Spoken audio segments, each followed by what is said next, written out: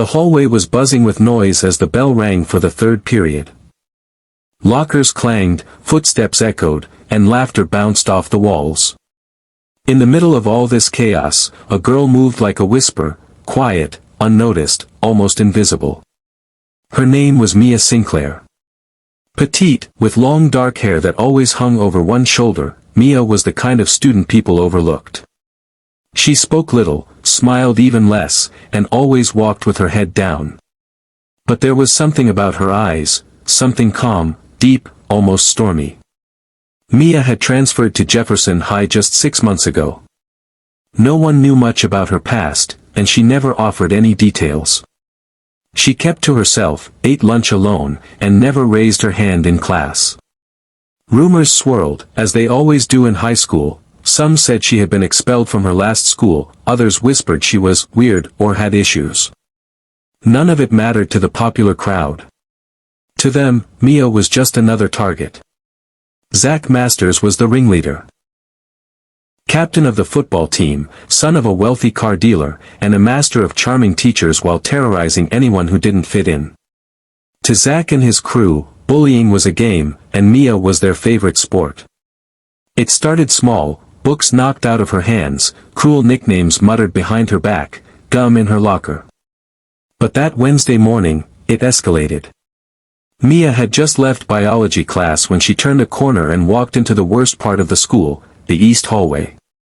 It was narrow, hidden from most classrooms, and a favorite ambush spot for troublemakers. Zach was waiting. So were 2 of his sidekicks. "Hey, ninja girl," he said with a smirk. "Practicing your silent routine again?" Mia didn't respond. She tried to walk past, but Zach stepped in her way. "What's the matter?" "Too good to talk to us," he said, leaning closer. "Or are you just scared?" One of the sidekicks, Logan, chuckled and added, "Maybe she doesn't speak English. Or maybe she's mute." "You mute, freak." Mia stood still. Her hands were clenched around her books. She said nothing. And then Zach slapped her. The hallway fell silent. The sound of the slap echoed like a gunshot, sharp and humiliating. Even his friends looked surprised. Mia staggered back, a red mark glowing on her cheek. Her books scattered to the floor. Zach laughed, but the laughter died in his throat when Mia looked up. It was the first time anyone had seen her eyes directly. There was no fear in them. No sadness. Just a chilling, eerie calm. Before anyone could blink, Mia dropped her bag, pivoted on her heel, and in one swift, fluid motion, like something out of a martial arts movie, she grabbed Zach's arm, twisted it behind his back, and with a sudden snap, dislocated his elbow. He screamed. A loud, guttural cry of pain filled the hallway. Footsteps thundered as a teacher rushed in. What followed was a storm of confusion. Zach was taken to the hospital.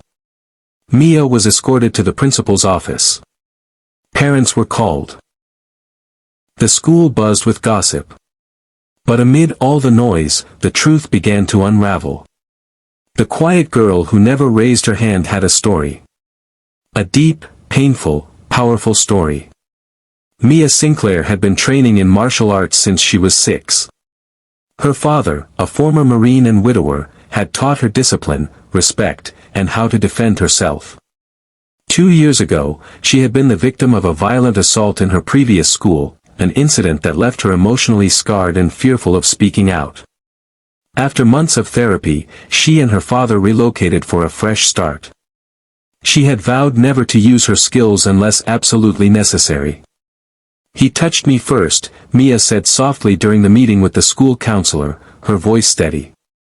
"I warned him with my eyes. He didn't listen."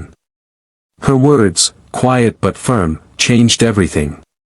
Zach's father threatened to sue, but the security footage backed Mia's story. The slap. The taunts. The assault. She had defended herself with precision and restraint, disarming without permanent damage. The school board held a special assembly. The principal, once skeptical of Mia, addressed the entire student body. Silence doesn't mean weakness. And strength doesn't always roar. Sometimes, it stands quietly, waiting for the right moment.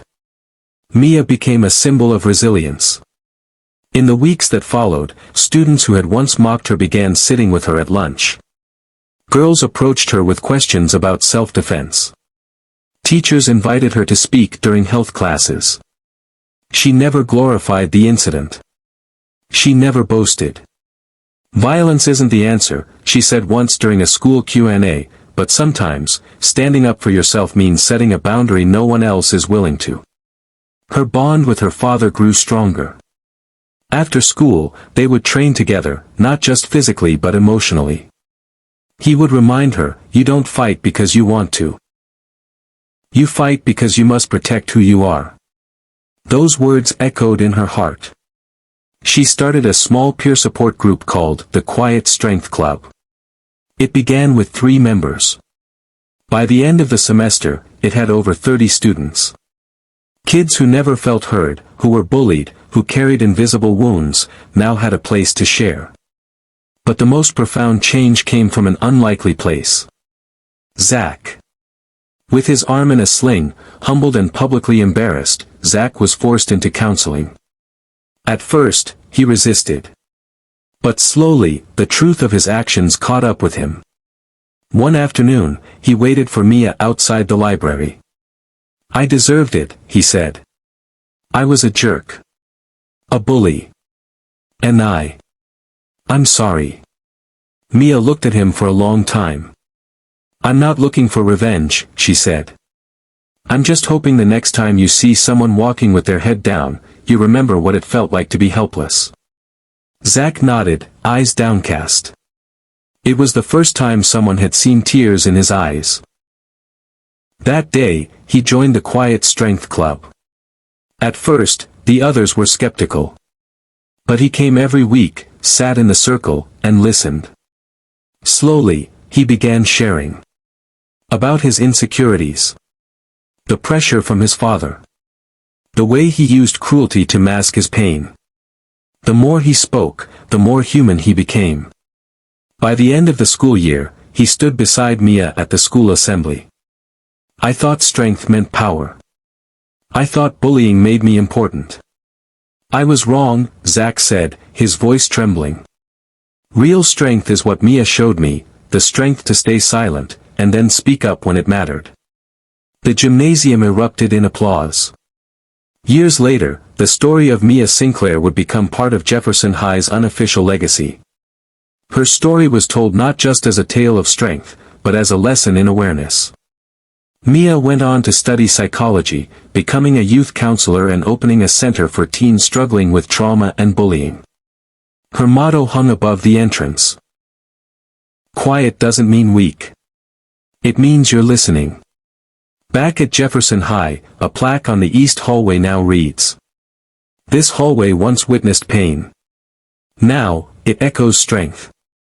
The once invisible girl had left her mark, not with violence, but with courage, kindness, and the power to transform pain into purpose.